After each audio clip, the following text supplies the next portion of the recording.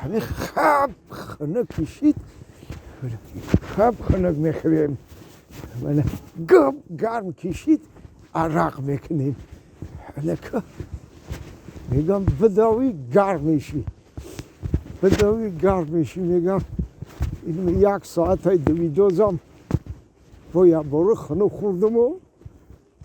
اونو وای آدم راسته شده اینو که سوزی گرم تو یا سکرت شو پرسیم اخی راسته اخی السلام علیکم السلام علیکم همی نومت چیه جورا؟ شریف خال شریف خال خال شریف خال انا شریف خال جورا ما همین هر روز دویده میگذارم شما رو میبینم معلومه هر روز یه بچه که تازه حکی اوزو حکی خوشروکی معلومه که بچه حکی معلومات داری خوندگی با عقلی صاحبی جای کاری والله درست گفتم چون که همین هر روز میبینیم همین تازه اوزو خوشرو کار کرده درست این همین دیدم همین تازه اوزو خوشروکی که انا هوشوری این روز ولی خنک نخورده گرم آخ ما گرم ما اگر هم سگری خنک هم باشم نکه سیطور گرم دل و جگرت هم گرمه معلومه انا او خیلی جانه شریف خال همین اکو چوب چند روز میگذارم هوشوری خوشروی نه که با این روز نگاه دارم معلومه که عرق نوشیدگی کلویدزی چی باکه خیلی؟ آخه گوش که مصطفی لبای از دوشنبه تا جمعه تو من میبینی مست میبینی من نه ای روز دوشنبه تو روز جمعه رو که هوشوری خوشروکی ساعت شوی انا که چو روزای شنبه یک شنبه عرق میخوری؟ آخه همین روزای شنبه یک شنبه که نخورم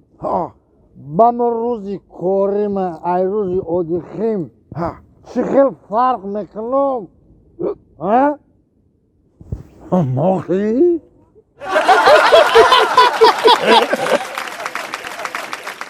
انا هندل کوی باباش اینو نگاه کنید انا این مرغ طاووس نام داره طاووس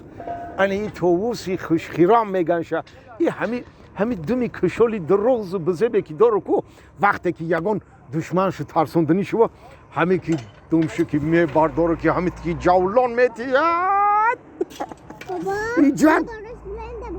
نه اول مکلانم نبرم یا نه تو میروی نه تو این برای تماشایی ای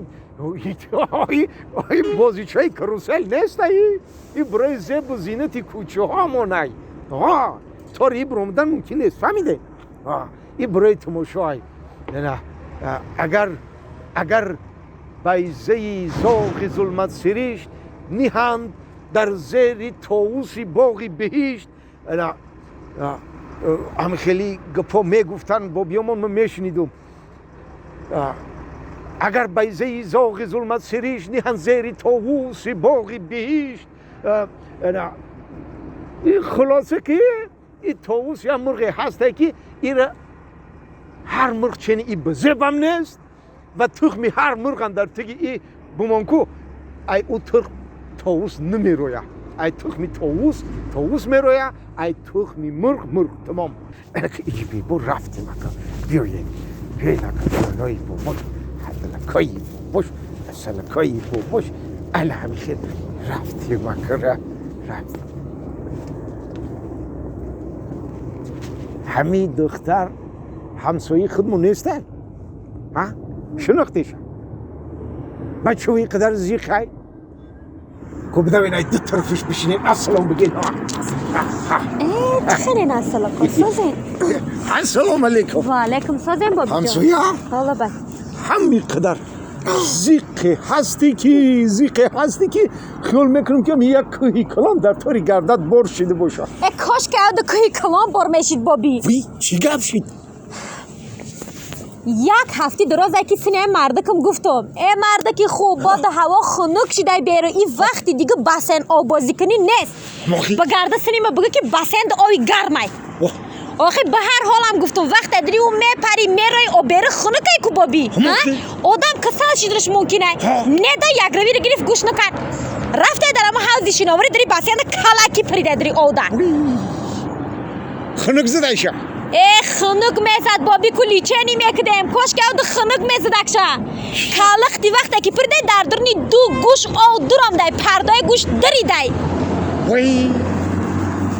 وای حالی او بیچارم چی زیقه البته او گوشا دیگه نشنوه گوشا دیگه ای کجا میشنو بابی گوشا رو 2 روز پیش گرفتیم بردیم در بانیس اپیرات سکدن هر دی گوشو دوختن گوش دیگه هیچی نمیفهمه وی سوز نشید نه ای کجا سوز میشه بابی وای بیچارکه وای او تو ترقش گوشو رفته بودای او مرده که خوب بود دیگه هیچی نمیشنوه نه یگان چیره دیگه نمیفهم بابی وای بیچارکه چی خزیقه ولی زیقی خدا دیچی ممکن که وای از زیقی رو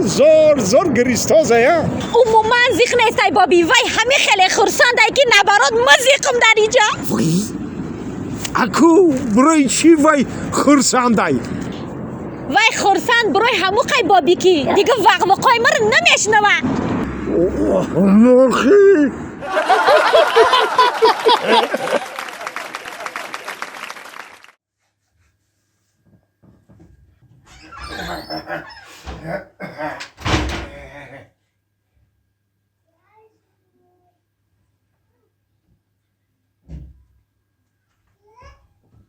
زفر